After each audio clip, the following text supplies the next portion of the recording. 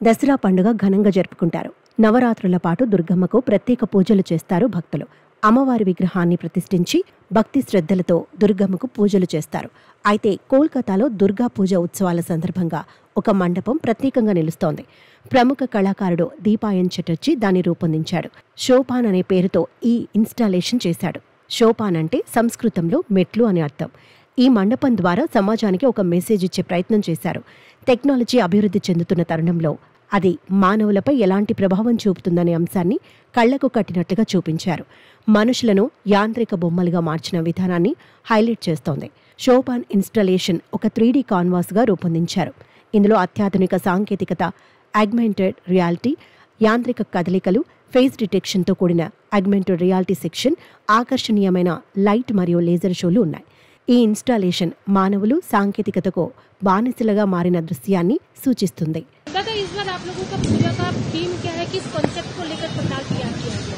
देखिए, आर्टिस्ट जो थीम का नाम दिया है उसका नाम है शोपान।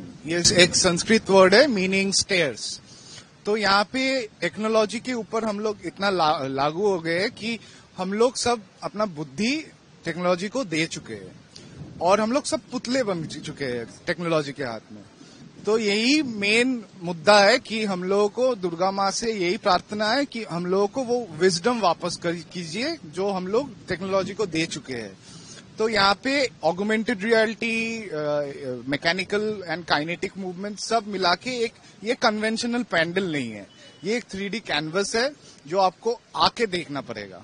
अट्रैक्शन तो बहुत कुछ है, ये पूरा एक 3D कैनवस है। यहाँ पे एक मैकेनिकल रोबोट है जो लगभग 25-30 फुट का है।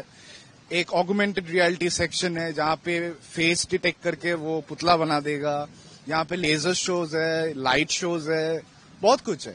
ये एक प्रॉपर पैकेज है। भाव कर रहा है वही, नचा रहा है वही, एक मतलब लगभग वही थीम है कि टेक्नोलॉजी के हाथ में हम सब पुतले बन चुके हैं। ये पुतला भी पुतला है, इंसान भी पुतला है, इंसान पुतला है समय के हाथ में। तो वही थीम है।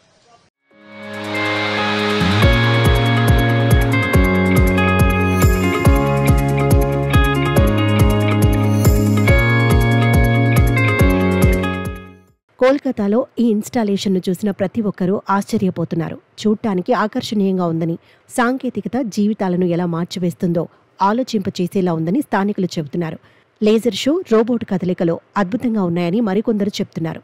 ఇది సాంప్రదాయ దుర్గా పూజకు ఒక ఆధునిక టచ్ ఇచ్చిందని అంటున్నారు.